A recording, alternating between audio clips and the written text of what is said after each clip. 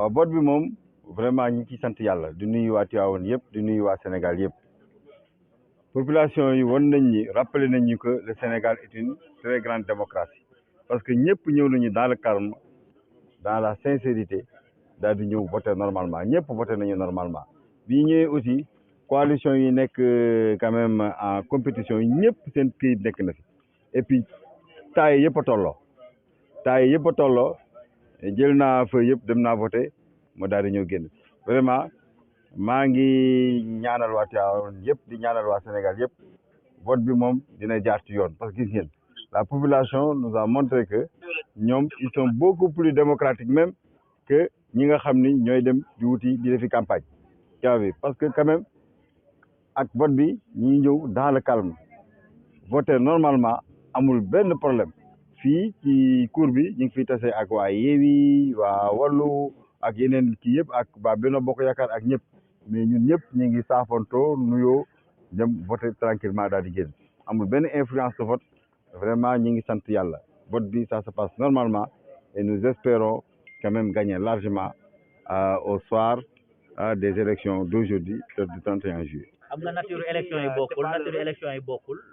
dañu seetlu ne bii nii depuis ce matin c'est pas le grand rush est-ce que tey jii waroo leen ñaax askan wi ñu génn voter tamit. waaw askan bi fii nag généralement daawuñu teel a génn le matin mais le soir di ngeen bu ngeen ñëwaatee fii di ngeen gis ni nit ñi dañu bari nous on a mobilisé beaucoup de logistique pour dem jëli nit ñi ñu daal di ñëw voter fii c'est ça le problème xam nga aussi ni mu jaaree nii le matin dina permettre nit ñi ñu xam ni amul benn problème amul xeex amul dara donc ñu mën a ñëw ci ngoon waaw vraiment parce que quand même y a eu des échanges de propos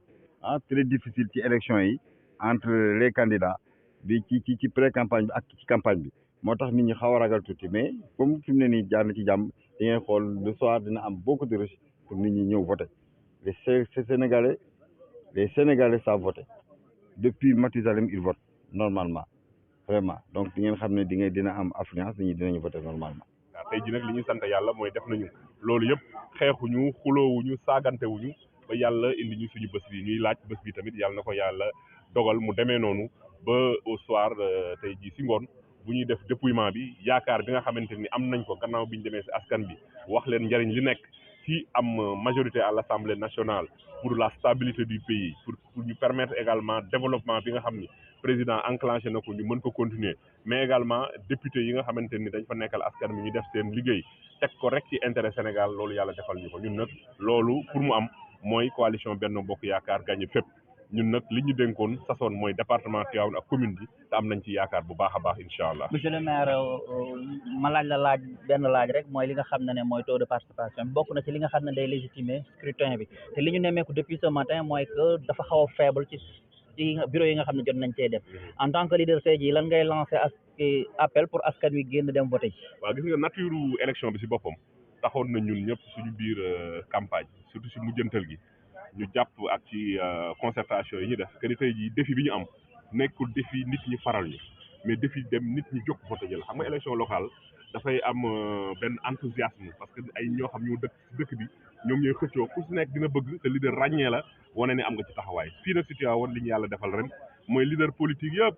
muy Diop Sy muy Abdoulaye Ndiaye Ngalgou Seynabou Gaye Touré Abdou Ndéné Sall man mii Cheikh Tidiane Diouf ak ñeneen ñun ñëpp ñoo bokk fi nga xamante ni foofu la ñuy voté muy coalition Benno Bokk Yaakaar waxoon nañ leen nag ni leen bu ñu jàpp ni rek comme ñoo ñëpp ànd na yëf yi yomb na jarul ñuy voté ji et ça def nañ sensibilisation bu doy léegi nag à partir de midi ñun dinañ def essayer constater entre vote yële passé ak bii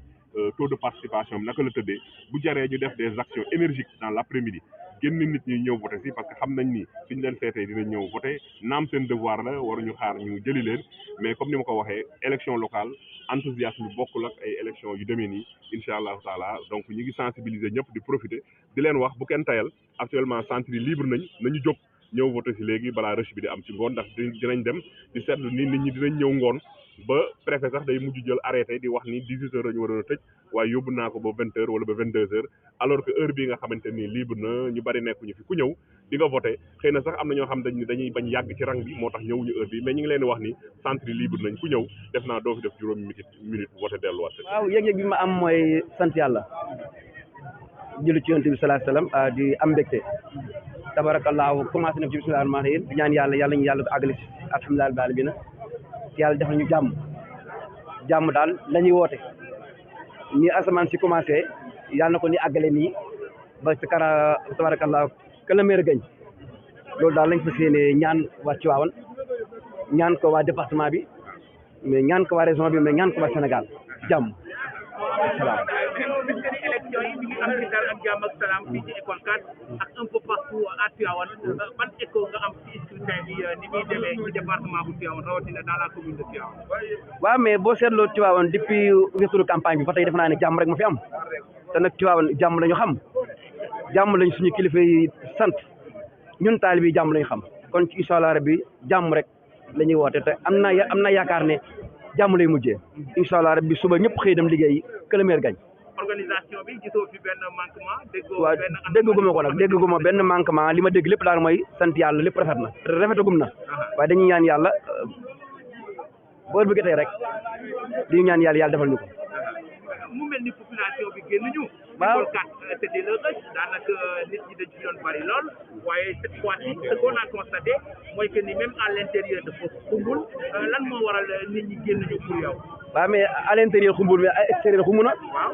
changement bi moo am ndax dañoo organiser ñëpp nekkoon ci biir dañ daan voté pare toog ñu génnee ñëpp nekk ci biti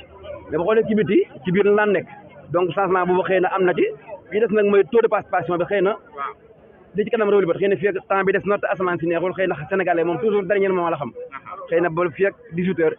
nañ ko gën a xam lu leer mais daal li ñu ñaan yàlla daal mooy yàlla def jàmm dafa ñun ban message ngay jox Tivaouane waay. waaw ñu bàyyi xel leen nag na ku ne def si devoir que le meilleur gagne ci gën ci ñun nag yàlla na ko yàlla def. comme ni ngeen ko gisee def nañ 21 jours de campagne ci jàmm ak salaam ci dal tey muy acteurs politiques yi muy population tivaouanoise et même du Sénégal de manière générale notew ñu ay violences majeures notew ñu ay problèmes kon loolu bu ñu ñëwee ba ci jour vote bi dañuy sant yàlla di rafetlu bu baax a baax jàmm ji nga xam ne ak calme bi nga xam ni ñu ngi koy noté fii ci centre école 6 ci dëkk bu sell bi di Tivaouane ak au niveau national accomplir nañ nag li nga xam ni mooy sunu devoir citoyen parce que en tant que sénégalaise bu ñu nekkee ci élection ak bu mënti doon jaadu na bu jour ji ñu ñëw accomplir li nga xam ni mooy sunu devoir citoyen ñuy sant yàlla bu baax a baax di rafetlu tamit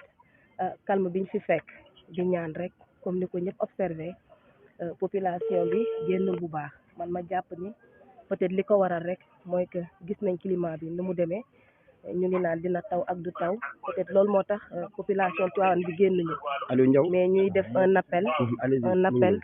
à toute la population tivaouanoise ñu génn voter ndax nag suñu carte mooy suñu arme te Assemblée nationale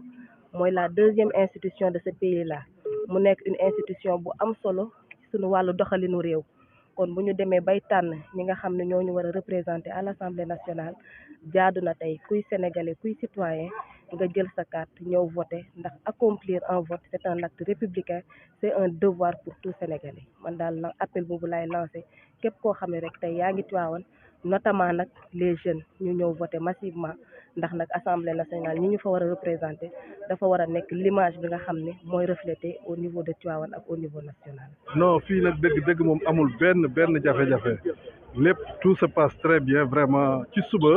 bi ñuy doog di ñëw xawoon nañu jaaxle tuuti ndax amul woon nit amul woon rush xawoon nañu jaaxle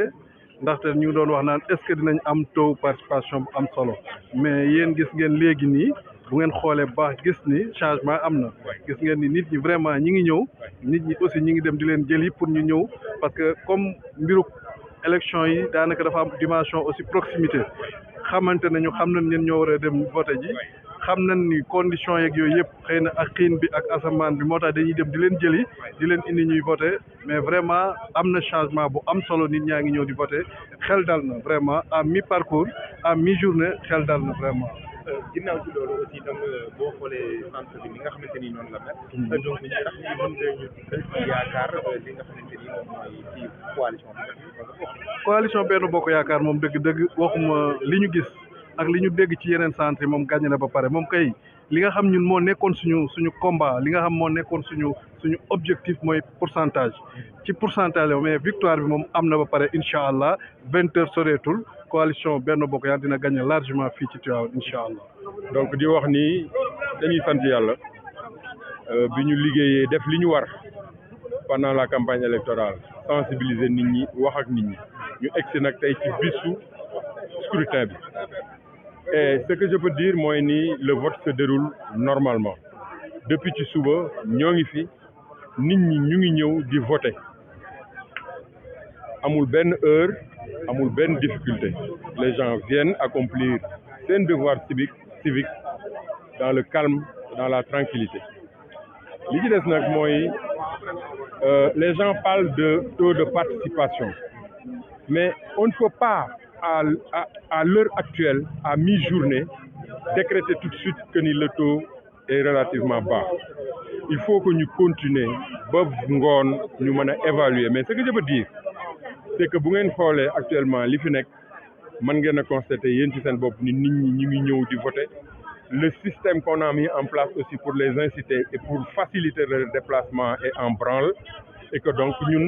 résultat bi ngoon lañ koy xaar et on constatera que les populations se seront déplacées massivement pour voter fii ci école 4 comme tu le dis école 4 centre test la xam nañ ko bu baax mais miin nañ ko aussi parce que fii mosuñu ko perdre yàgg nañ ko gagner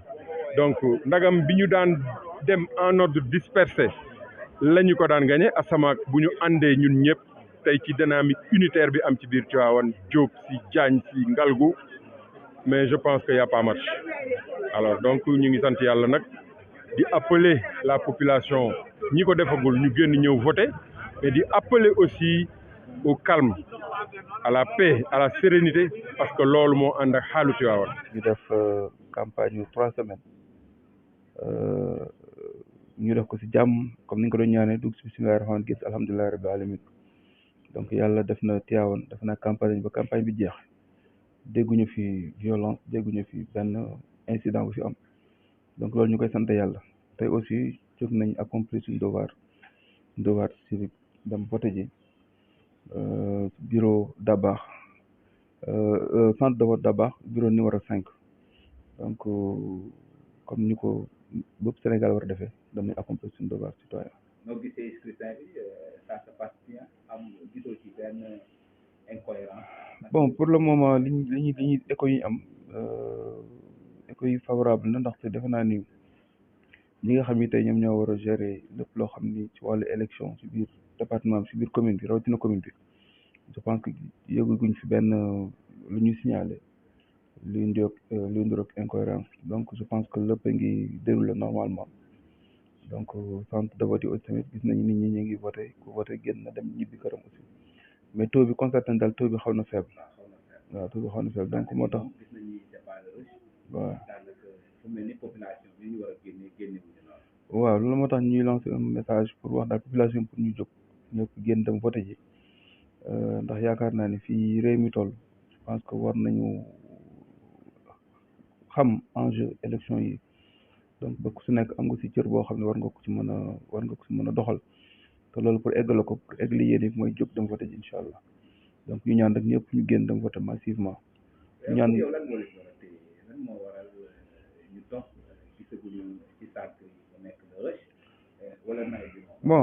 bon élection nag d'habitude matinée bi toujours nii lay demee nit ñi peut-être dañuy yeewu ñii peut-être ñu ngi si wàññi ñii peut-être am na occupation mais ngoon gi yaakaar nañu ngoon gi différence dina am incha allah ñu bëri ba dinañ génn ci après midi dem voté ji incha allah bu neexee